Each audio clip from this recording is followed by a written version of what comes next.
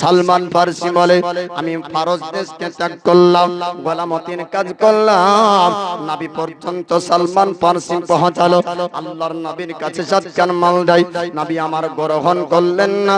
দয়ার মুস্তাফা পয়গম্বর আজম গরিবের মধ্যে মাল বিতরণ করতে বলে। সালমান ফারসি দেখার পর আপনার চিন্তা করলেন, আমরিয়া পণ্ডিত বলেছিল যে আলামতগুলো পাওয়া যাবে, আমি একটা আলামত দেখতে পেলাম। সালমান ফারসি আবার বললেন, ইয়া রাসূলুল্লাহ, ইয়া হাবিবাল্লাহ, নবী গো, আপনার চেহারার মধ্যে মদিনার মানুষের চেহারা মিল করলাম। আমি সালমান ফারসি আপনার মতন সুন্দর, আপনার মতন এত উজ্জ্বলময় চেহারা আর মদিনায় কাউকে দেখতে পেলাম না। ইয়া রাসূলুল্লাহ, ইয়া হাবিবাল্লাহ, ওগো আল্লাহর নবীজি, তবে একটা কথা আপনার কাছে জানতে চাই, নবী গো, আপনার একবার পিঠ মোবারক দেখতে চাই।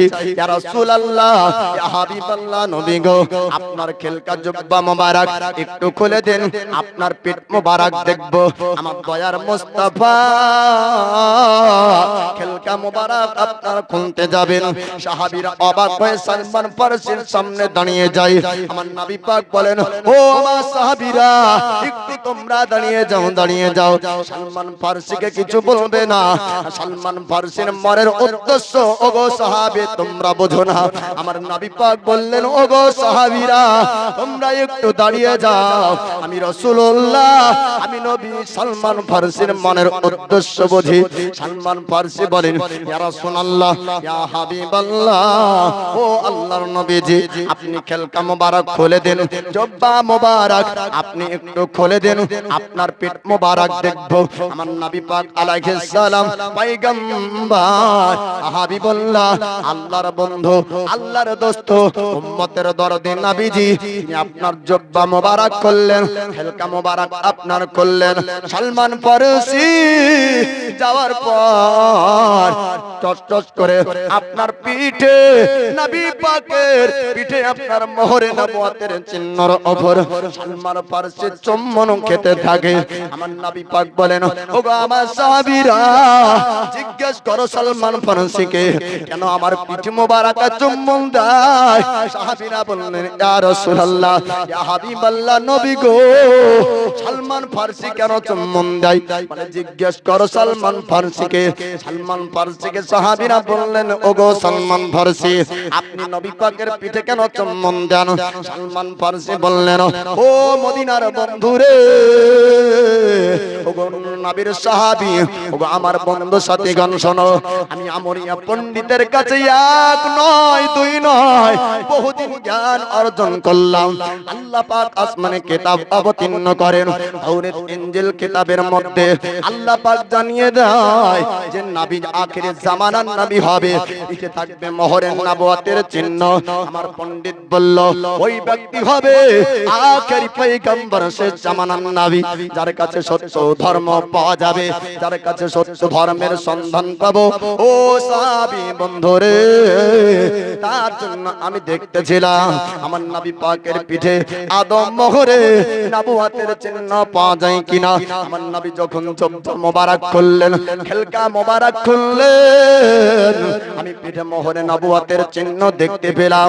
আমি সালমান ফারসি নিজেকে আর রক্ষা করতে পারলাম না, নিজেকে স্থির রাখতে পারলাম না, আমি পিঠে মোহরে নবুয়তের উপর চুম্বন দিই। সালমান ফারসি বলে, ওগো আমার মদিনার সাহাবী বন্ধুরা, আমার দয়ার মুস্তাফা, দয়ার নবীর এই পিঠ মোবারকে মোহরে নবুয়তের চিহ্ন পাওয়া যাবে। আমার পণ্ডিত, আমার গুরু, আমার শিক্ষক বলেছে, আর এটাও বলেছে ইনি হবেন আখির পয়গম্বর, শেষ জামানার নবী। আর ইনাকে যদি পাওয়া যায় তো সত্য ধর্মের সন্ধান পাওয়া যাবে। তবে আজ ইনার কাছে আসা পর্যন্ত কত কষ্ট দুঃখ আমি পার করে এসেছি। বাপের জমিদারিকে ছাড়লাম, নিজের মাতৃভূমি জন্মস্থান ফারস দেশকে ত্যাগ করলাম, সোনার মদিনায় আসলাম, তো গোলামের কাজ করলাম। দীর্ঘদিন সময় কেটে গেল, যখন কান পর্যন্ত খবর আসলো মক্কা থেকে মদিনায় হিজরত করে নবী এসেছেন, তো নবীর কাছে আসার সুযোগ পেলাম। ইয়া রাসূলুল্লাহ, নবী গো, আপনি আমাকে কালেমা পড়ে মুসলমান বানিয়ে নিন। জোরে বলুন সুবহানাল্লাহ। ফারস দেশ থেকে সোনার মদিনায় এসে সালমান ফারসি কালেমা পড়ে আপনার মুসলমান হয়ে গেলেন, ইসলাম ধর্মের মধ্যে চলে আসলেন। চোখের পানি ঝরঝর ঝরঝর করে ঝরঝর। আমার নবী পাক আলাইহিস সালাম বলেন, ওগো সালমান ফারসি, একটু জানিয়ে দাও চোখের পানি কেন তোমার ঝরে যায়, চোখের পানি কেন তোমার ঝরছে? সালমান ফারসি বললেন, ইয়া রাসূলুল্লাহ, ইয়া হাবিবাল্লাহ, ওগো আল্লাহর নবী রে, আমি এতটা কষ্ট সহ্য করলাম, নিজের দেশকে ছাড়লাম আপনার জন্য। ইয়া রাসূলুল্লাহ, ইয়া হাবিবাল্লাহ, ওগো নবীজি, আপনাকে পাওয়ার পরেও আপনার কাছে থাকতে পারবো না, আপনার খিদমত করার সুযোগ পাবো না, সত্য ধর্মের জ্ঞান অর্জন করতে পারবো না। আমার নবী বললেন, ওগো সালমান ফারসি, তোমার অসুবিধা কি হয়েছে একটু জানিয়ে দাও। সালমান ফারসি বললেন, হুজুর, অসুবিধা আমার অন্য কিছু না, মদিনার ভাষা না বোঝার জন্য আমাকে ডাকাতরা ধরলো, এক সরদারের কাছে বিক্রি করলো, আমি যে তার কাছে গোলাম হিসাবে আছি। নবী গো, ওই গোলামের কাছ থেকে আজাদ না পাওয়া পর্যন্ত আপনার কাছে থাকতে পারবো না। আল্লাহর নবী পয়গম্বর বললেন, হাবিবুল্লাহ, উম্মতের দরদি নবী আমার বললেন, ওগো সালমান ফারসি, শোনো শোনো, জিজ্ঞেস করোগা তোমার সরদারকে, জিজ্ঞেস করোগা তোমার মালিককে, তোমাকে আজাদ করার জন্য বিনিময়ে কত টাকা নিতে চাই, বিনিময়ে কি চাই সেটা তাকে দেওয়া হবে। আমার নবী পাক যখন বললেন সালমান ফারসি, তিনি আপনার চলে গেলেন ওই সরদারের কাছে। যাওয়ার পর জিজ্ঞেস করেন, সরদার, ওগো আমার কাজের মালিক, আপনি একটু বলে দেন, আপনি একটু জানিয়ে দেন, আমি আজাদ হতে চাই, আমাকে আজাদ করার জন্য আপনি কত টাকা নেবেন, আমাকে আজাদ করার জন্য আপনি তার বিনিময়ে কি নেবেন একটু বলে দেন। আপনার সরদার মদিনার ওই সন্তান বলেছিল, ও সালমান ফারসি, শোনে না, আমার কাছে আজাদ হতে হলে এক নয়, দুই নয়, 300 খেজুরের গাছ তোমাকে লাগাতে হবে। শুধু খেজুরের গাছ নয়, 300 খেজুরের গাছ লাগানোর পরে ওই গাছে যেদিন ফল ধরবে আর ফল যেদিন পাকবে, পাকার পরে তোমাকে আজান করা হবে। আল্লাহ নবীর সাহাবী সালমান ফারসির চোখ দিয়ে পানি ঝরে যায়, নবীর কাছে ছুটতে থাকে, আমার নবীকে ডাক দেন, ইয়া রাসূলুল্লাহ, ইয়া হাবিবাল্লাহ, ওগো আল্লাহর নবীজি, আমার হয়তো আর আপনার কাছে আসা হবে না। নবী আমার বলেন, ও সালমান ফারসি, একটু তুমি জানিয়ে দাও, একটু তুমি বলে দাও, তোমার কি হয়েছে, তোমার মালিক কি রাজি হয়নি, তোমাকে কি আজাদ করবে না, তোমাকে কি ছাড়বে না? সালমান ফারসি বললেন, হুজুর, আমাকে তো ছাড়তে চাই, তবে এমন শর্ত দিয়েছে, আর মনে হয় আপনার কাছে আসার সুযোগ পাবো না, আর মনে হয় আসা যাবে না। আমার নবীজি বলে, ও সালমান ফারসি, একটু জানিয়ে দাও, শর্ত কি দিয়েছে তোমার সরদার? সালমান ফারসি বললেন, ইয়া রাসূলুল্লাহ, ইয়া হাবিবাল্লাহ, ওগো আল্লাহর নবীজি, এক নয়, দুই নয়, 300 খেজুরের গাছ আমাকে লাগাতে হবে। শুধু তাই না, ওই গাছ বড় হবে, গাছে আপনার ফল ধরবে, ফল পাকার পরে আমাকে সে আজাদ করবে, আর তার আগে আজাদ হবে, তার আগে আমাকে ছেড়ে দেন। নবী গো, আর মনে হয় আপনার নূরের চেহারার কাছে আসতে পারবো না। সাহাবীর প্রেম ভালোবাসা দেখুন বাবা। সালমান ফারসি বলেন, ইয়া রাসূলুল্লাহ, নবী গো, আপনার তাজিম খিদমত আর করার সুযোগ পাবো না। ইয়া রাসূলুল্লাহ, আপনার সঙ্গে সময় আর কাটাতে পারবো না। নবী গো, সত্য ধর্মে, ইসলাম ধর্মের জ্ঞান কি আর অর্জন করতে পারবো না। আমার নবী বললেন, ওগো সালমান ফারসি, আমি নবী থাকতে তুমি চিন্তা করো না, আল্লাহর নবী সাহাবীদেরকে বললেন, ওগো আমার সাহাবীরা, ওই দেখো সালমান ফারসি তোমাদের সাথী, তোমাদের বন্ধু, তোমাদের ভাই এরকম বিপদগ্রস্ত অবস্থায় আছে, তোমাদের সকলকে সহযোগিতা করতে হবে। বলে কি করে সহযোগিতা করবে? হাত উঠিয়ে দাও আর একটু জানিয়ে দাও সালমান ফারসির পক্ষ থেকে কে কতটা খেজুরের গাছ লাগাবে। একবার বলেন না। এক মুসলমান অপর মুসলমানের উপকারে প্রয়োজনে আসবে, এটা সুন্নাত। নবী আমার বলেছেন উত্তম আমল হলো এক মুসলমানের হাতের দ্বারাতে এবং এ জবানের দ্বারাতে দ্বিতীয় মুসলমান হেফাজত থাকবে। আপনার মহল্লায়, আপনার গ্রামে, আপনার প্রতিবেশীর মধ্যে কেউ যদি বা বিপদে পড়ে, পাশে দাঁড়াতে হবে। অসুস্থ রয়েছে, পাশে যেতে হবে। চিকিৎসার প্রয়োজন আছে, টাকা নাই, পয়সা দিতে হবে। এমন অবস্থায় চলে গিয়েছে, রক্ত ব্লাড লাগবে, নচেত জীবন জান বাঁচবে না। আপনার গ্রুপের সঙ্গে মিল আছে, রক্ত আপনাকে দিতে হবে, তার জীবনটা বাঁচান। আপনি দেখা গেল রাস্তায় অ্যাক্সিডেন্ট হয়েছে, আপনার কাজ আছে, তাকে উঠান, তার চিকিৎসার ব্যবস্থা করুন, তার সেবা করুন। এগুলা হলো মানব সেবা, আর এগুলা হলো এক মুসলমান আর এক মুসলমানের উপকারে আসবে। এ হলো সুন্নতি কাজ। জোরে বলুন সুবহানাল্লাহ। সমস্ত দিক দিয়ে আপনাকে আরেকজনের পাশে দাঁড়াতে হবে। শরিয়তের মাসলা হলো যদি কোনো অবস্থায় বিপদগ্রস্ত অবস্থায় মুসলমান মুসলমানের কাছে ধার না পায়, ধার বুঝেন তো, আমার 10,000 টাকা দরকার, চাচা দিন তো, কাল দেবো কি পরশু দিব, যদি না পায় আর ওই বিপদ থেকে উদ্ধার হওয়ার জন্য যদি হারাম কাজে লিপ্ত হয়, যেমন গয়না বন্ধক দিবে, কি করবে না হবে, জমি বন্ধক দিবে, কানের বন্ধক দিবে, মালা বন্ধক দিবে, তো হারাম হলো। তো এই হারামের গুনহার অংশীদার ও ব্যক্তিও হবে যার সামর্থ্য ছিল দেওয়ার মতন কিন্তু দেয়নি। বুঝতে পারলেন? আর বর্তমান সময়ে মানুষের জবানেরও যে দাম নাই। বলে কেন? এর যে বিপদের সময়তে ধার দিবে, তো বিপদ থেকে উদ্ধার হওয়ার পর আর পাত্তাই পাওয়া যাবে না। যখন লিবে তখন দোকানের এইরকম করে তাকা বেঁধে যাবে, আর যখন লিওয়া হয়ে যাবে, যখন দিতে হবে তখন এইরকম করে তাকিয়ে চলে যাবে। এই স্বভাবটার জন্য এক মানুষ আর এক মানুষকে ধার দেয় না বা উপকার করে না। কিন্তু বাপ এইরকম ব্যবহার রাখা চলবে না। বিপদে পড়বেন, নিবেন, বিপদ উদ্ধার হয়ে গেলে আবার দিয়ে দিবেন। বলার উদ্দেশ্য হলো এই, বিপদে আপদে পাশে থাকতে হবে, যেটা নবীর সাহাবী সালমান ফারসির জন্য করেছিলেন। নবী আমার বললেন 300 খেজুরের গাছ লাগাতে হবে, কে কতটা লাগিয়ে দিবে একটু হাত ওঠাও।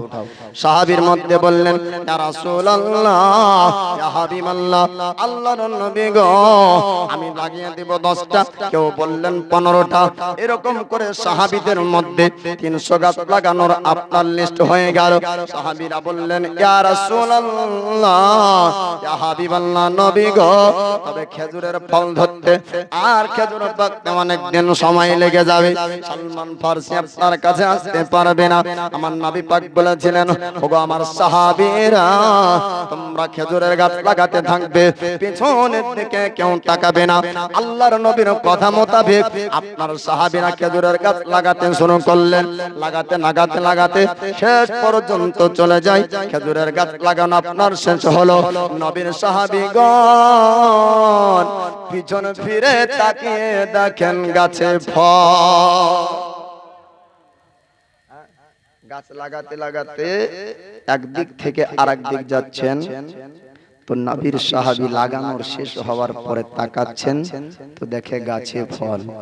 শুধু ফল নয়, ফল পেকেছে এবং গাছের ফল ঝরছে। জোরে বলো। এবার সরদারের কাছে সালমান ফারসি চলে যায়। ওগো সরদার মহাশয়, আপনি একটু দেখতে আসুন, আপনার গাছ লাগানো হয়েছে, 300 গাছ লাগানো শেষ, মানে 300 গাছ লাগানো শেষ হলে তো খালি হবে না, গাছে ফল ধরতে হবে, আর ফল ধরলে তো হবে না, গাছের ফল পাকতে পর্যন্ত হবে। সালমান ফারসি বলে, ও সরদার, আপনি একটু চলুন ময়দানে, আপনি দেখতে পাবেন আপনার বাগানের ফল পেকে গিয়েছে।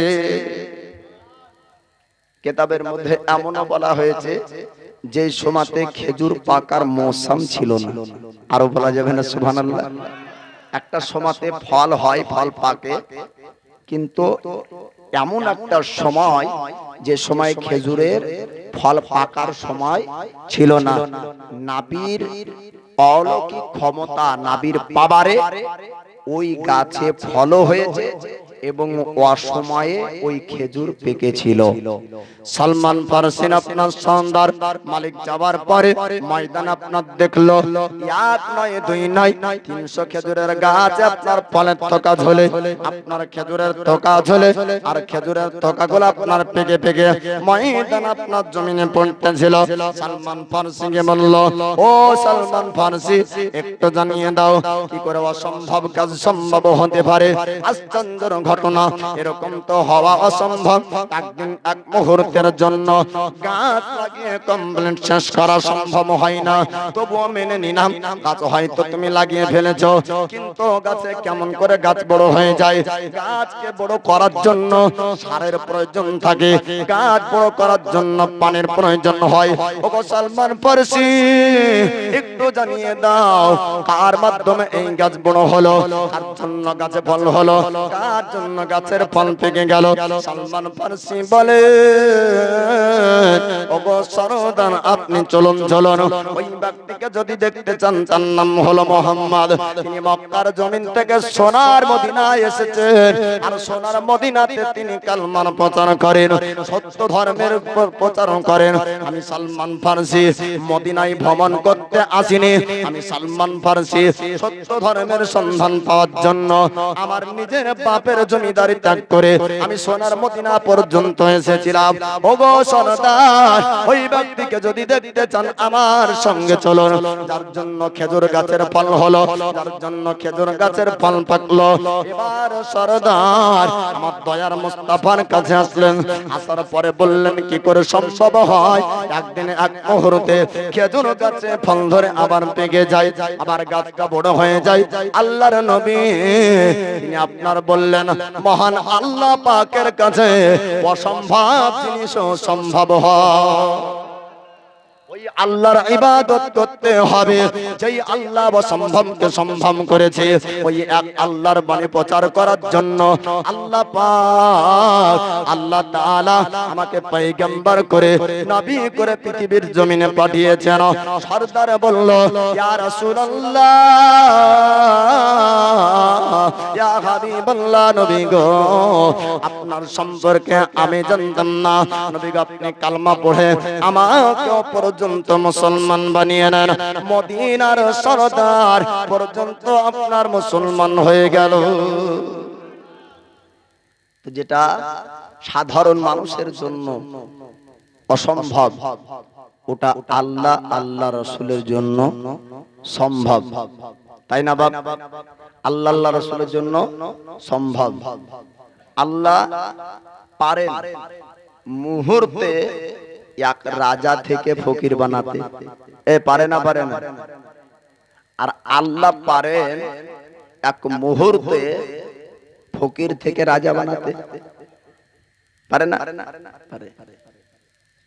তো আল্লাহ পাক যেহেতু এক মুহূর্তে গরিব থেকে ধনী বানাতে পারে, আর ধনী থেকে গরিব বানাতে পারে, এই রকম যদি আদৌ যদি বিশ্বাস থাকে, ওই ব্যক্তি কি চাইবে না আল্লাহর প্রতি ভরসা করে কিছু আল্লাহর রাহে দান করি? চাইবে না? ডাকার মতো ডাকলে আল্লাহ কেন শুনবে না? আমরা গুনাহগার আল্লাহকে ডাকতে জানি না। मांगने का तरीका नहीं, बोलता है खुदा कुछ देता नहीं, मांगने से पहले कुछ वसीला तो बना लो, बेवसीला खुदा मिलता ही नहीं। বুঝলেন? আমাদের চাহানোর ঢং নাই, আর বলি আল্লাহ দেয় নাই। আল্লাহর কাছে নিতে হলে কোন না কোন মাধ্যম ওসিলা লাগবে, বিনা মাধ্যমে আল্লাহ পাওয়া যাবে না। তো আল্লাহর কাছে নিতে হলে ওসিলা লাগবে বাপ। এ যুবক ভাই, এ চাচারা, দুইজন ব্যক্তি একটু আসেন তো। আল্লাহ আপনার রুজিতে, হায়াতে, খেতে, খামারে, ব্যবসায় বাণিজ্যে বরকত দান করুক এবং বালা মুসিবত আল্লাহ দূর করুক। আল্লাহর প্রতি ভরসা রেখে আল্লাহর রাহে 500 টাকা করে দুইজন ব্যক্তি বাইরে থাকবেন, আল্লাহ যেন রোগ বালা না দেয়। নবী আমার বলেন সাদাকা বালা মুসিবতকে দূর করে দেয়। সাদকা বালা মুসিবত দূর করে দেয়। বাপ, দুইজন ব্যক্তি হবে না? ঘটনা আপনারা শুনবেন, আপনাদেরকে সুন্দর সুন্দর মদিনার জিন্দেগির ঘটনাগুলো শোনাবো বাপ। দুইজন ব্যক্তি একটু আসেন। সালাম জানাই দরবারে পাক নবীজির, তুমি আল্লাহর হাবিব মক্কি মাদানি গো, তুমি আল্লাহর রাসূল মক্কি মাদানি। একটু মহব্বতে বলুন সুবহানাল্লাহ, হাত উঠে বলুন ইয়া রাসূলুল্লাহ। সালাম জানাই দরবারে পাক নবীজির, তুমি আল্লাহর হাবিব মক্কি মাদানি গো, তুমি আল্লাহর রাসূল মক্কি মাদানি। চলো নবীর, চলো নবী দরুদ পড়ি, যিনি সাফাতের কান্ডারি। নবী না হলে তোমার হবে না পারাপারি, হবে না পারাপারি। একটু মহব্বতে বলুন সুবহানাল্লাহ। চলো নবী দরুদ পড়ি, যিনি সাফাতের কান্ডারি। নবী না হলে তোমার হবে না পারাপারি, হবে না পারাপারি। ওগো যার নামে দরুদ পড়ে, ওগো যার নামে দরুদ পড়ে ফারিস্তা আসমানি, তুমি আল্লাহর হাবিব মক্কি মাদানি গো, তুমি আল্লাহর রাসূল মক্কি মাদানি। সালাম জানাই দরবারে পাক নবীজির, তুমি আল্লাহর হাবিব মক্কি মাদানি গো, তুমি আল্লাহর রাসূল মক্কি মাদানি। রওজা শরীফ জিয়ারতে কত হাজি আসে যায়, যেথায় আমার জাগিয়ে আছে নূরে নবী মুস্তাফা। একটু হাত উঠে বলুন ইয়া রাসূলুল্লাহ। রওজা শরীফ জিয়ারতে কত হাজি আসে যায়, যেথায় আমার জাগিয়ে আছে নূরের নবী মুস্তাফা, নূরের নবী মুস্তাফা। ওগো যাহার তাজিমি করে, ওগো যাহার তাজিমি করে এ বিশ্ব ধরণী, তুমি আল্লাহর হাবিব মক্কি মাদানি গো, তুমি আল্লাহর রাসূল মক্কি মাদানি। সালাম জানাই দরবারে পাক নবীজির, তুমি আল্লাহর হাবিব মক্কি মাদানি গো, তুমি আল্লাহর রাসূল মক্কি মাদানি। আজানেতে নবীর নাম, মিজানেতে নবীর নাম, আজানেতে নবীর নাম, মিজানেতে নবীর নাম। আজানেতে নবীর নাম মিজানেতে নবীর নাম মুসলমানদের গণের ওগো এটাই মুসলমানের গণের এটাই তো মহান তুমি আল্লাহর হাবিব মক্কি মাদানি গো তুমি আল্লাহর নবী মক্কি মাদানি আল্লাহুম্মা সাল্লি আলা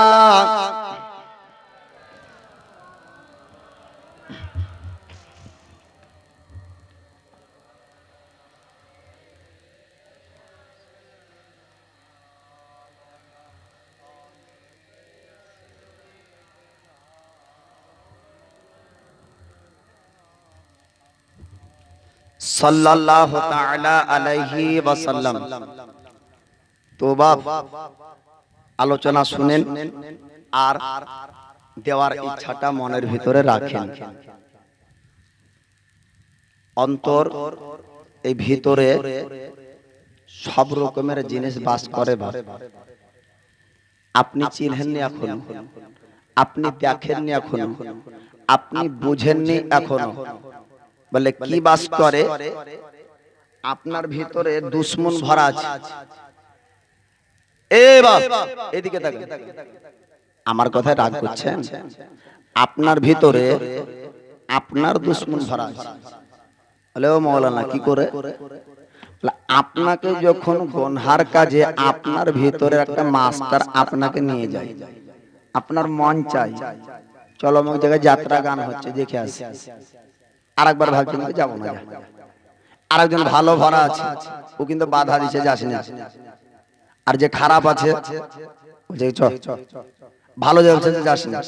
লাস্ট পর্যন্ত ভালোটা হার মানলে আর খারাপটা যে চল সবাই যাচ্ছে। হাজি সাহেব তো দাঁড়িয়ে চায়ের দোকান সিনেমা দেখে, তা আমি তো এই যে খারাপ ওর শক্তি পাওয়ার দেখে যাত্রা পালাই নিয়ে চলে গেল, গুনাহ করে নিয়ে চলে আসলো। এই যে আপনার ভিতরে আপনার দুশমন ভরা, আপনাকে ভালো কাজ করতে দেয় না। কিয়ামতের দিন আল্লাহ বলবে বান্দা আমি দুনিয়ায় পাঠিয়েছিলাম, দুনিয়া থেকে ফের কি নিয়ে এসেছো? নামাজ পড়েছো, নেক কাজ করেছো। তো তখন বান্দা বান্দি মিথ্যা বলবে। আমার কথাটা মনে হয়েছে যে মৌলবীর এই ক্যাসির পকেট থেকে বানিয়ে বানিয়ে বলছেন। না বাপ, আমি আকারে ছোট, আমার শরীরের ওজনের থেকে কলিজার ওজনের দম বেশি আছে। আমার এই কথাগুলো রেকর্ডিং করে আমার কাছে চলে। এটা যদি হাদিসের কোরআনের যদি না থাকে তারপরে বলি। কিয়ামতের দিন মিথ্যা কথা বলবে আল্লাহর বান্দা বান্দি। আল্লাহর বান্দা বান্দি বলবে যে আল্লাহ আমি নামাজ পড়তে হয় এটা জানতাম, আমাকে কেউ বলেন। আয় আল্লাহ আমি এই গুনাহটা করিনি। বলে করনি? বলেন না। আল্লাহ পাক পা থেকে মাথা পর্যন্ত শরীরের সমস্ত অঙ্গ প্রত্যঙ্গের ভাষা দিয়ে দিবে। হাদিস আছে বাপ, হাত পা সব কথা বলবে সেদিন। আর বলবে যে কি এই গুনাহটা এই হাতের দ্বারাই করেছে, চোখ বলবে চোখের দ্বারা এই গুনাহ হয়েছে, নাক বলবে নিজের সমস্ত জিন্দেগীর আমলকে আল্লাহ পাক তার সামনে দেখিয়ে দিবে এবং নিজের জীবনের আমলগুলি সে নিজ চোখে দেখতে পারবে এবং পড়তে পারবে কি কি করেছে। তো বাপ সেই দিন আপনি যাকে আপন ভেবে শ্যাম্পু লাগান, সাবান লাগান, সেদিন আপনার দুশমন হবে। তো দুশমনকে আপনি এত যত্ন সহকারে রেখেছেন, অর্থাৎ আপনার শরীর আমার শরীরকে। আপনি বলতে খালি আপনারা ভাবিয়েন ও মৌলবি মনে হয় পার পাবে রে, মৌলবি মনে হয় হাসরে যাবে না, মৌলবির মনে হয় মরণ হবে না। অনেকজন মনে মনে কত গালি যে দিবে। ও বাপ আপনারা বলতে আমি সহ, আমি আলাদা লয়, আমারও হবে। তো আপনার ভিতরের এই শয়তান, শয়তানের ওয়াসওয়াসা, খারাপটাকে দূর করুন, নেক নিয়াত অন্তরের মধ্যে নিয়ে আসুন। নবীর সাহাবী প্রমাণ পৃথিবীতে দিয়েছেন, এক যে আল্লাহর রাহে দেয় আল্লাহ তাকে 10 দেয়। আলী শের খোদা 6 টাকার চাদর বিক্রি করেন, আল্লাহ পাক 60 টাকার আল্লাহর ফেরেশতার মাধ্যমে ঘোড়া বিক্রি করার মাধ্যমে আলী শের খোদার হাতে আল্লাহ টাকা দেন। জোরে বলুন সুবহানাল্লাহ। অতএব ভরসা রাখুন, এক দিবেন 10 পাবেন। তো সালমান ফারসি তিনি আপনার বাপের রাজত্ব, রাজপ্রাসাদ, জমিদারি, টাকা পয়সা সবকে ত্যাগ করলো নবীকে পাওয়ার আশায়। আর আরেকজন ব্যক্তি টাকা পয়সাকে পাওয়ার আশায় নবীকে ছাড়লো। মানাবে না? না হলে ঘটনা বাপ, হ্যাঁ, যে একজন ব্যক্তি নবীকে পাওয়ার জন্য সব ছাড়লো, আর আরেকজন ব্যক্তি টাকা পয়সাকে পাওয়ার জন্য নবী ছাড়লো। এবার তার নাম কি? সালাবা বিন হাতিব। কি নাম? সালাবা বিন হাতিব। টাকা পয়সা ছাড়লো, নবীকে পেল, নাম তার সালমান ফারসি। নবীকে ছাড়লো, টাকা পয়সাকে পেল, নাম তার সালাবা বিন হাতিব। এবার এরও ঘটনা শুনেন। আল্লাহর নবী পাক আলাইহিস সালাম তিনি আপনার মসজিদে নববীতে নামাজ পড়ান। নবী আমার ইমাম মুক্তাদি আপনার সাহাবায়ে কেরামগণ। সালাবা বিন হাতিমের আপনার এমন অবস্থা ছিল, সালাবা বিন হাতিম আপনার মদিনার বুকে একজন গরীব ব্যক্তি। সালাবা বিন হাতিম যখন ফজরের নামাজ পড়তে আসে, সালাম নবী আমার ফিরিয়ে দেন। সালাবা বিন হাতিম দাঁড়ায় না, বাড়ি থেকে আপনার চড়তে লাগে। অন্য সাহাবা আমার নবী পাককে বললেন, ইয়া রাসূলুল্লাহ, ইয়া হাবিবাল্লাহ, আল্লাহর নবী গো, আপনি যখন সালাম ফিরিয়ে দেন গো নবী, তখন সঙ্গে সঙ্গে সালাবা বিন হাতিব বাড়ির দিকে পালিয়ে যায়, কোনদিন আপনার পিছন দোয়া করে না। আমার নবী পাক বললেন, ও আমার সাহাবীরা, সালাবা বিন হাতিবকে জিজ্ঞেস করে দেখবা। ইয়া রাসূলুল্লাহ, নবী গো, আপনি তাকে জিজ্ঞেস করুন সে কেন বাড়ির দিকে পালিয়ে যায়, আপনি মোনাজাত করে না, শেষ দোয়া করে না। সালাবা বিন হাতিম পরের দিন ফজর নামাজ পড়তে আসলো। আসার পরে নবী আমার সালাম ফিরিয়ে দেয়। সালাবা বিন হাতিম দাঁড়িয়েছে বাড়ির যাওয়ার জন্য। নবীজি আপনার জিজ্ঞেস করেন, সালাবা বিন হাতিম তুমি দাঁড়িয়ে যাও, একটু তুমি জানিয়ে দাও বাড়ির দিকে তুমি রওনা কেন হচ্ছ? প্রতিদিন তুমি বাড়ি চলে যাও, সবার সঙ্গে কেন যাও না? এত তোমার বাড়িতে তাড়া কিসের থাকে? এত জরুরি কাজ তোমার কিসের পড়ে যায়? সালাবা বিন হাতিম বললেন, ইয়া রাসূলুল্লাহ, ইয়া হাবিবাল্লাহ, আল্লাহর নবী গো, আমার মন চাই সবার সঙ্গে বাড়ি যাব। নবী গো, মসজিদে একটু দীর্ঘ সময় নিয়ে থাকবো, কিন্তু পরিস্থিতি আমাকে মসজিদ থাকতে দেয় না। ইয়া রাসূলুল্লাহ, ইয়া হাবিবাল্লাহ, নবী গো, তার জন্য আমি বাড়ি চলে যাই। আমার নবী পাক আলাইহিস সালাম বললেন, ও সালাবা বিন হাতিব, একটু খুলে খুলে বলো তোমার পরিস্থিতির কথাগুলো, আমি রাসূল, আমি নবী জানতে চাই, একটু তুমি জানিয়ে দাও। আল্লাহর নবী যখন জিজ্ঞেস করলেন, সালাবা বিন হাতিম বলেন, ইয়া রাসূলুল্লাহ, ইয়া হাবিবাল্লাহ, নবী গো, মদিনার মধ্যে আমার মতন গরীব আর দ্বিতীয় জন ব্যক্তিকে পাওয়া যাবে না। ইয়া রাসূলুল্লাহ, ইয়া হাবিবাল্লাহ, ওগো আল্লাহর নবী জি, আমি সবথেকে বড় গরীব ব্যক্তি।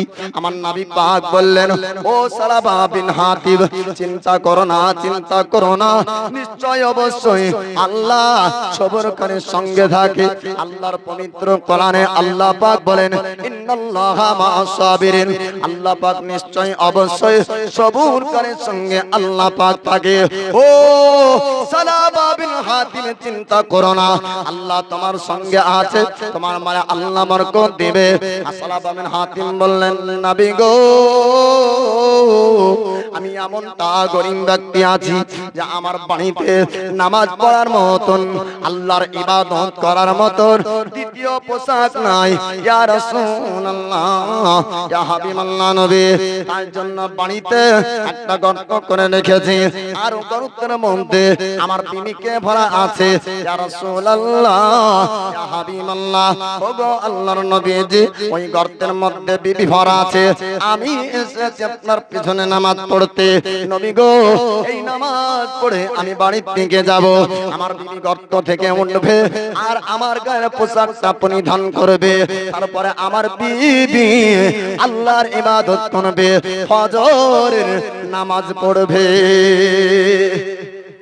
ইয়া রাসূলুল্লাহ,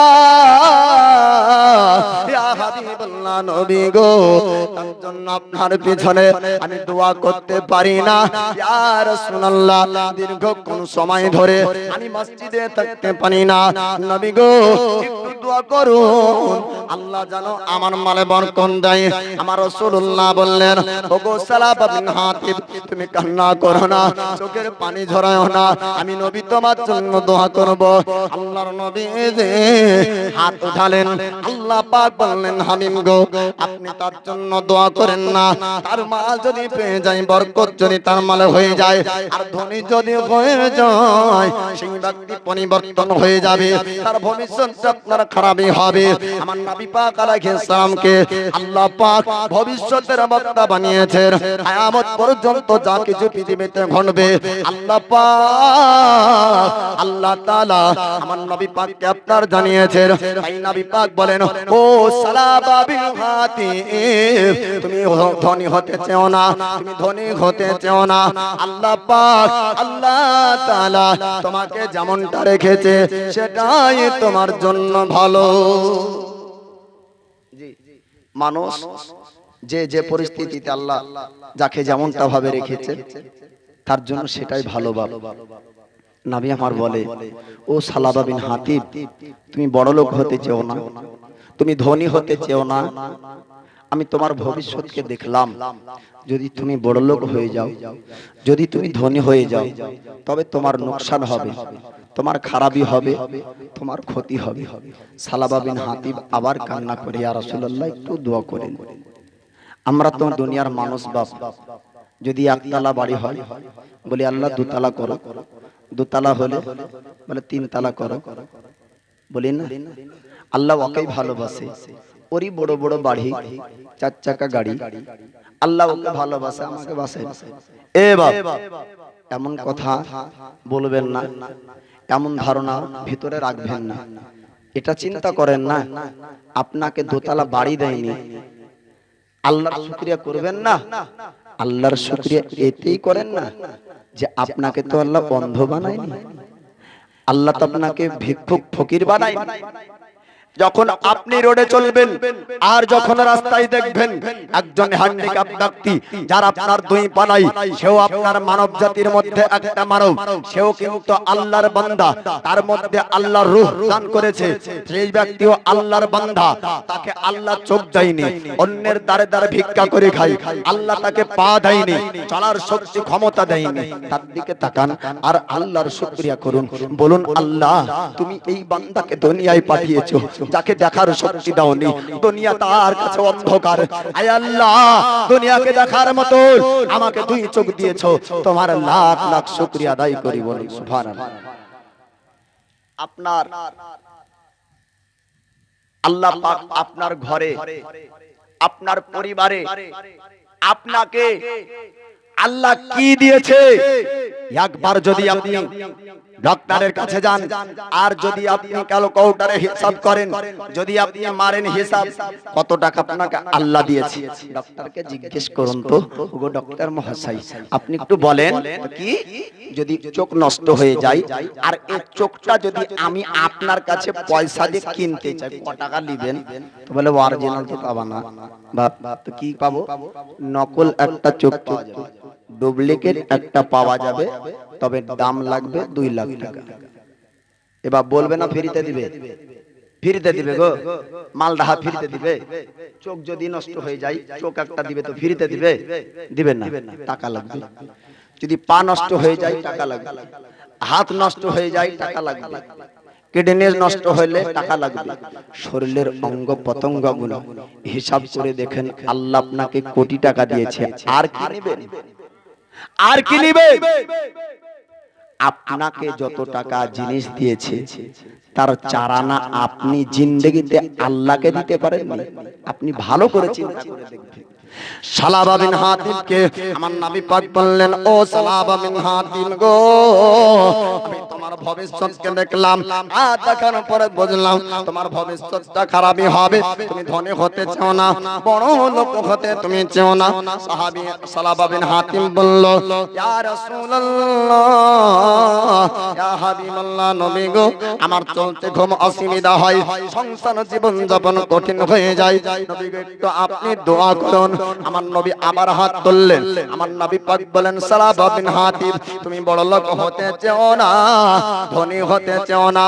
আমার রাসূল সালাবা বিন হাতিব কি বলে? সালাবা বিন হাতিব বলে, ইয়া রাসূলুল্লাহ, ইয়া হাবিবাল্লাহ, আপনি দোয়া করুন। আমার নবী পাক বললেন, ধনী হতে চাও না। কয়েকবার যখন বলা হলো, আমার সালাবা বিন হাতিব যখন বারবার না শুনলো, আমার নবীজি দোয়া করে দেয়।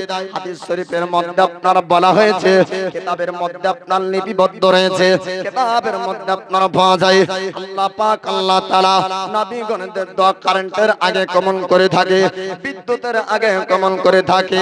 নবী যখন বললেন, মাবুদ, সালাবা বিন হাতিবের মালে তুমি বরকত দাও, আল্লাহ পাক আপনার দোয়া কবুল করলেন। সালাবা বিন হাতিবের মালে আপনার বরকত হবে। সালাবা বিন হাতিব আপনার তার মালে বরকত হতে শুরু হলো। আল্লাহ পাক এত মাল দিতে লাগলেন, এত মাল দিতে লাগলেন, বকরির পাল এত বেড়ে গেল। সালাবা বিন হাতিব আপনার ময়দান ময়দান পাহাড়ের উঁচুতে উঁচুতে বকরি চড়ানোর কাজে ব্যস্ত হয়ে যায়। আমার রাসূল সাহাবাদেরকে জিজ্ঞেস করেন, ওগো আমার সাহাবীরা, নামাজের কাতারের মধ্যে সবাইকে দেখা যায়, সালাবা বিন হাতিবকে দেখা যায় না। সাহাবীরা বললেন, নবী গো, সালাবা বিন হাতিবকে দেখা যায় না, কারণ তার এত মাল হয়েছে, তার এত মাল হয়েছে, সব সময় বকরি চড়ানোর কাজে ব্যস্ত থাকে। নবী গো, নামাজ পড়ার জন্য মসজিদে আসে না। আপনার জোহরের নামাজ ছাড়লো, আস্তে আস্তে আসর ছেড়ে দেয়, মাগরিব আপনার ছেড়ে দেয়, ইশার নামাজ ছেড়ে দেয়, 5 ওয়াক্ত নামাজকে আপনার ছেড়ে দিল, আপনার আস্তে আস্তে জুমার নামাজ ছেড়ে দিল। আমার রাসূল আল্লাহর হাবিবের উপর আল্লাহ পাক আল্লাহ তাআলা যাকাতের আয়াত অবতীর্ণ করেন, আকিমুস সালাহ ওয়া আতুজ যাকাত। হাবিব গো, আপনি জগৎবাসীকে জানিয়ে দেন, নামাজ আদায় করে আর জানো যাকাত আদায় করে, নামাজ কায়েম করো এবং যাকাত দাও। আপনার যাকাতের আয়াত আমার নবীর উপর অবতীর্ণ হয়। আল্লাহর নবী সাহাবীদেরকে বললেন, আমার সাহাবীরা, যাদের মাল আছে তাদেরকে যাকাত দিতে হবে, তাদেরকে যাকাত বের করতে হবে। আল্লাহর নবীর কথা আপনার শোনার পরে সাহাবীরা বললেন, ইয়া রাসূলুল্লাহ, ইয়া হাবিবাল্লাহ, নবী গো, একজন ব্যক্তি মালদার রয়েছে মদিনার বুকে, নাম তার সালাবা বিন হাতিব। আমার নবী পাক বললেন, আবু বকর, ওগো আলী, সালাবা বিন হাতিবের কাছে চলে যাও। আমি রাসূলুল্লাহ, আমি নবী তার কাছ থেকে মাল চেয়েছি, যাও, যাওয়ার পরে যাকাতের মালগুলা চেয়ে আনো। যাকাতের হুকুম যখন হলো আল্লাহর পক্ষ থেকে, বাপ সালাবা বিন হাতিবের কাছে যায়। যাওয়ার পরে বলে, ওগো সালাবা বিন হাতিব, আপনাকে আল্লাহ অনেক মাল দিয়েছে, আপনাকে আল্লাহ পাক অনেক সম্পদ দিয়েছে, এবার আপনি যাকাত দেন। নবী পাক আপনাকে যাকাতের মাল চেয়েছে। নবী সালাবা বিন হাতিব বলে, আমি যাকাত দিব না, আমি যাকাতের মাল দিব না, যাকাতকে অস্বীকার করে দিলেন। আমার নবী পাকের সাহাবী হযরত আবু বকর আলী আসলেন, আসার পরে বলে, ইয়া রাসূলুল্লাহ, ইয়া হাবিবাল্লাহ, নবী গো, আমরা গিয়েছিলাম সালাবা বিন হাতিবের কাছে। সালাবা বিন হাতিব বলল, আমি যাকাতকে দিব না, যাকাত আমি মানি না, যাকাতকে আপনার অস্বীকার করলো। আল্লাহ পাক যাকাত আপনার আল্লাহ পাকের হুকুম, আল্লাহর হুকুমকে অমান্য করলো। আমার নবী পাক সময় কেঁদেছিলেন, নবীর চোখে আপনার পানি ঝরতে থাকলো। আল্লাহর নবী বলে, ও আমার সাহাবী তোমরা শোনো, আমি নবী বলেছিলাম সালাবা বিন হাতিম গো, তুমি তোমার যদি ধনী তুমি হয়ে যাও, তোমার খারাপই হবে, ভবিষ্যৎ তোমার ক্ষতি হবে। কিন্তু সালাবা বিন হাতিম শুনলো না। আজ আল্লাহর হুকুমকে অমান্য করার জন্য সালাবা বিন হাতিম হালাক হয়ে গেল। সালাবা বিন হাতিম ধ্বংস হয়েছে। সালাবা বিন হাতিম আপনার ঈমান হারা হলো। আল্লাহর নবী দয়ার নবীর যুগের আপনার সাহাবীদের মধ্যে একজন ব্যক্তি ছিল, কিন্তু আর তাকে সাহাবী বলা চলে না। শরীয়তের পরিভাষায় সাহাবী ও ব্যক্তি সাহাবী রাসূল যিনি ঈমানি নজরে আমার নবী পাকের চেহারা মোবারককে দেখেছেন আর ঈমানি হালাতে আপনার এই দুনিয়া থেকে বিদায় নিয়েছেন, ওই ব্যক্তি হলো সাহাবী রাসূল সালাবা বিন হাতিম। ঈমানে অবস্থায় রাসূলুল্লাহর কাছে ছিলেন, নবীর পেছনে ইক্তেদা করেছেন, কিন্তু ঈমান হারা হয়ে মারা গেল। আর এখন তাকে সাহাবী বলা চলে না। বাবারা, আমার নবী পাক আলাইহিস সালাম বলেছেন, আমার উম্মতের মধ্যে সবথেকে বড় ফিতনা হবে তাদের মাল।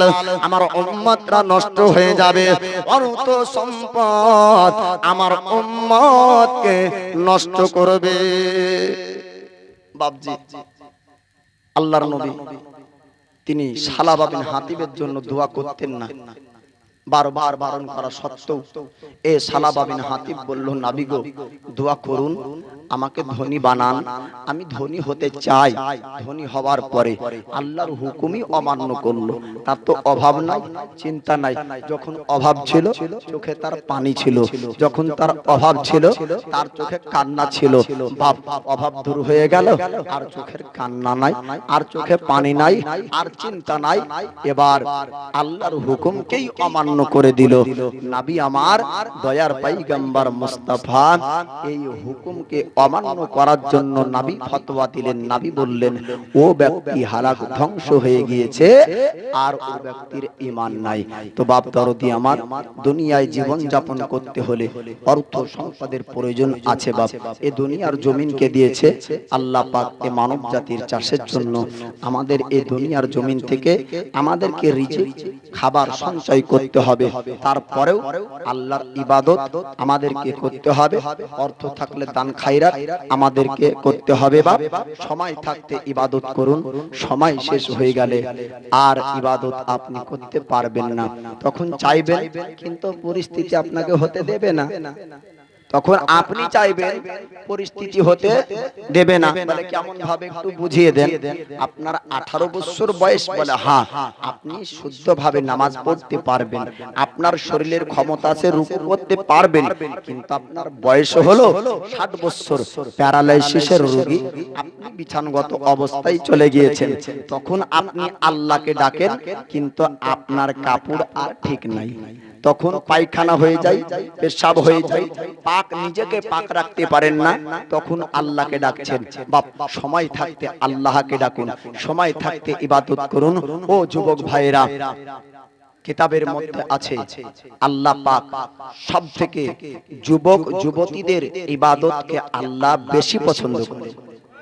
যুবক যুবতীদের আমলকে আল্লাহ বেশি পছন্দ করেন, কারণ এই যুবক অবস্থাতে শয়তানের ওয়াসওয়াসায় বিভিন্ন খারাপ কাজে তাদেরকে টান দেয়। ওই জায়গাতে না গিয়ে আপনার নেক কাজ করে, তাই ডবল নেকি। এক, খারাপ থেকে বাঁচছে, দুই, নেকির কাজ করছে। এক, খারাপ থেকে বাঁচার নেকি এবং নেকির কাজ করছে তার নেকি। তার জন্য যুবক ইবাদত করলে ডবল নেকি। তাই যুবক ভাই, আপনারা আল্লাহর ইবাদত করবেন, আল্লাহর বান্দেগি করার চেষ্টা করবেন। যাই হোক, আল্লাহ পাক বুঝার তৌফিক দান করুক। সকলে বলুন আমিন। আমি মায়েদেরকে শেষবারের মতন বলবো, কমিটির পক্ষ থেকে না, আমার পক্ষ থেকে দুটো বাচ্চা ছেলে যাবে আপনাদের কাছে। 5 টাকা 10 টাকা যে যা পারবেন শেষ দোয়াতে অংশগ্রহণ করবেন। এ বাবু, দুজন যাও তো, উঠাও তো, লাও। দুইজন যাবে, একটু দিবেন মা, আঁচলের গিটটা খুলবেন। আপনাদের জন্য খাস দোয়া করব আজ। সবাই শেষ দোয়াতে অংশগ্রহণ করবেন। পিতা মাতা, দাদু দাদি, নানা নানি, আত্মীয় স্বজন, ভাই বোন, প্রতিবেশী, আহাল পরিবারের মধ্যে যাহারা কবরে শুয়ে আছে সকলের জন্য দোয়া হবে এবং নিজের বালা মুসিবত আল্লাহ যেন দূর করে তার জন্য দোয়া হবে। যাই হোক, একটু গুনগুন আওয়াজে মধুর সুরে দরুদ শরীফ পেশ করুন। আল্লাহুম্মা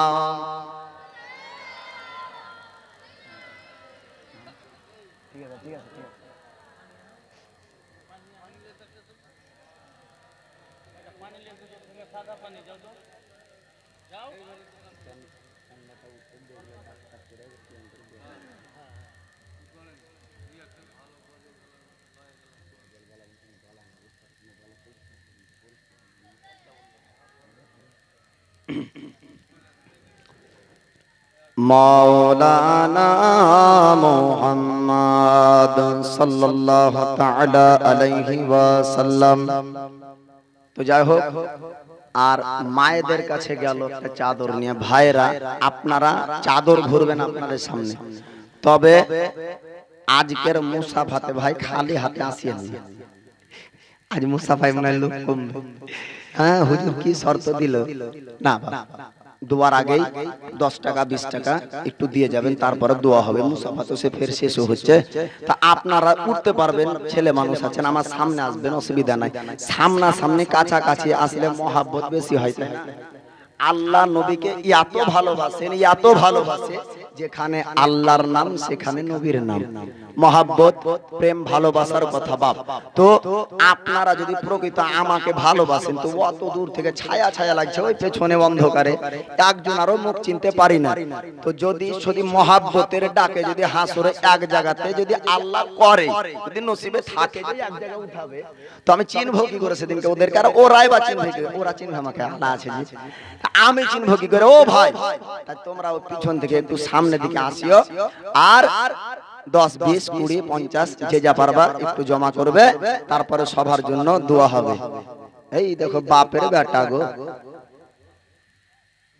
দেখেন 200 টাকা দান করেছেন, আল্লাহ তার দানকে কবুল করুক, আমিন ইয়া রাব্বাল আলামিন। বিজায় হাবিবিকা সাইয়্যিদুল আম্বিয়া ওয়াল মুরসালিন। এই দেখেন আরেকজন 100 টাকা দিয়েছেন, আল্লাহ তার দানকে কবুল করুক, আমিন ইয়া রাব্বাল আলামিন। সুবহানাল্লাহ। এই দেখেন এরকম যুবক ভাইরা একটু আসো তো। শেষ দিনে যুবকদেরকে বন্ধু করব গো আমি।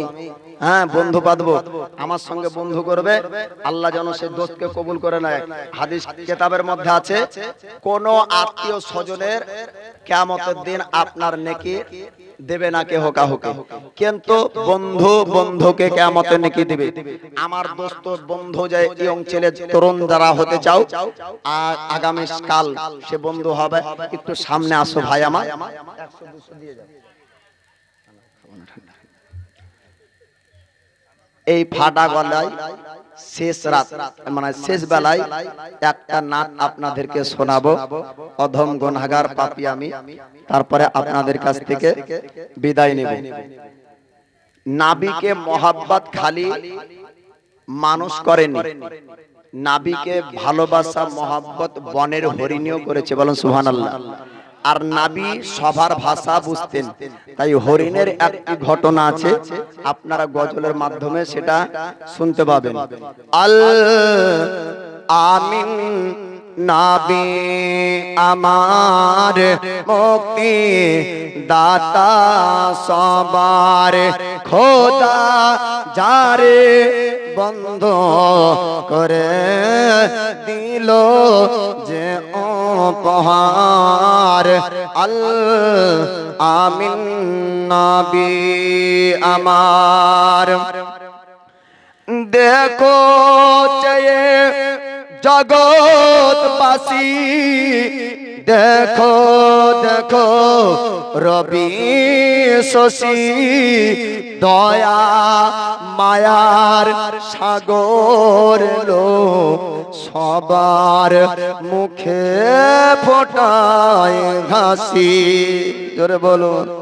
দেখো চেয়ে জগৎবাসী, দেখো দেখো রবি শশী, দয়া মায়ার সাগর লো সবার মুখে ফোটাই হাসি।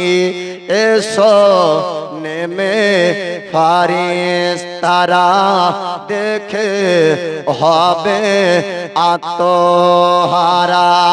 হয়নি এমন হবে না আর মোহাম্মদ নাম জাহার। আল আমিন নবী আমার। পথের ধারে বাদা ছিল অবলায়াত বনের হরিণ, যে পথ দিয়ে যেতেছিলেন আমার প্রিয় নবী করিম। পথের ধারে বাদা ছিল অবলায়াত বনের হরিণ, সে পথ দিয়ে যেতেছিলেন আমার প্রিয় নবী করিম। ডেকে বলেন নবীজিকে ছেড়ে দেন গো আজ আমাকে।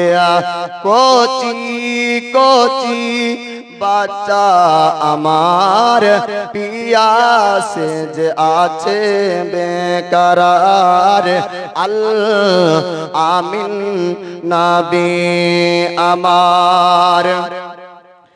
নবী যখন ছেড়ে দিল শিকারিয়া, তখন এলো বলে বিনা হুকুম আমার হরিণ কেন ছাড়া পেল।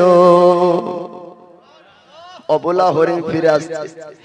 নবী যখন ছেড়ে দিল শিকারিয়া, তখন এলো বলে বিনা হুকুম আমার হরিণ কেন ছাড়া পেল। দয়ার রসূল বলেন তারে যত খুন্না আসে ফিরে রাখো তুমি বেদে আমায়, এ আবেদন আমার। আল আমিন নবী আমার। দিকিলায় ফিরলো হরিণ, যে তাই ছিলেন নবীজি জমিন। দেখে শিকারি অবাক হলো, এই কি সেই আল আমিন। দুধ পিলায়ে ফিরল হরিণ, যে তাই ছিলেন নবীজি জামের। দেখে শিকারি অবাক হলো, এই কি সেই আল আমিন। অবলা হরিণ কথা বলে তুমি শেষে নবী হলে। অবলা হরিণ কথা বলে তুমি শেষে নবী হলে। শিকারি শুনে লুটিয়ে পড়ে কালেমা পড়ে বারবার। আল আমিন নবী আমার মুক্তি দাতা সবার খোদা যারে বন্ধু করে দিল যে ও উপহার আল আমিন নবী আমান। এমন নবী কোথায় পাবে, কাকর পাথর যার সাক্ষ্য দিবে, পিঠে মোহরে নবুয়াত নিয়ে বোরাক চড়ে মেরাজ যাবে। জোরে বলুন এমন নবী কোথায় পাবে, কাকর পাথর যার সাক্ষ্য দিবে, পিঠে মোহরে নবুয়াত নিয়ে বোরাক চড়ে মেরাজ যাবে। কাঁদিবে কেয়ামত আরশ ধরে, কাঁদিবে কেয়ামত আরশ ধরে, উম্মতের তরে ওই মহাশারে। শোনে মুসলমান ধন্য হলো, জলসার শ্রোতা ধন্য হলো, উম্মাত হয়ে তাহার আল আমিন নবী আমার মুক্তি দাতা সবার খোদা যারে বন্ধু করে দিল যে উপহার আল আমিন নবী আমার। যাই হোক, ভাষায় কোন রকম ভুল হলে ক্ষমা দৃষ্টিতে দেখবেন। কোরআন হাদিস নবীর সিরাত বয়ান সিরাত আলোচনা করতে গিয়ে যদি কোন রকম ভুল হয়ে যায় আল্লাহর কাছে ক্ষমা প্রার্থী। আস্তাগফিরুল্লাহ রাব্বি মিন কুল্লি যামবি ওয়া তুবু ইলাইহি লা হাওলা ওয়ালা কুওয়াতা ইল্লা বিল্লাহিল আলিয়্যিল আযীম। লা ইলাহা ইল্লাল্লাহু মুহাম্মাদুর রাসূলুল্লাহ সাল্লাল্লাহু তাআলা আলাইহি ওয়াসাল্লাম।